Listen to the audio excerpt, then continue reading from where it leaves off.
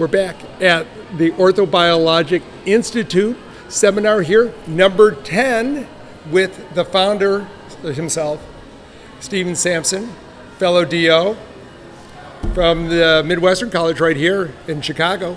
And I got to tell you, this is one of the best conferences I've been to, and I've been to a fair amount of them. This is one of the best, most balanced, excellent lineup of speakers. I like how you timed everything out. You gave enough space for questions, but also in between, because you had to like rest your brain, for 45 minutes, and that was great. And it was just a great experience from the beginning to the end. I think the course that you put on for ultrasound and bone marrow was well balanced, done very well. And so my question is like, how do you top this now? What do you do next year to make 11 better than 10? It's a great question. In fact, I was sitting back in the audience earlier this afternoon just looking at the crowd, because I started this event 10 years ago with just sincere intentions to put people together to advance the field and share best science. And we had about 20 people at our original LA meeting.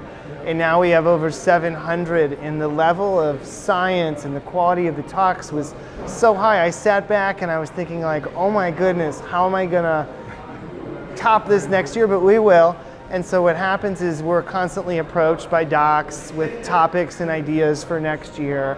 And more doctors and scientists are collecting data. Yeah. And so we continually have more in force. So it just continues to flow with the advancement of the field and grow together. And so like most of the people we interviewed and asked like what was the single most important issue in cell-based therapy right now, majority of them said data. And data collection, data synthesis, accurate data to give to patients. And so I think the more data you have, the more stuff you have to talk about.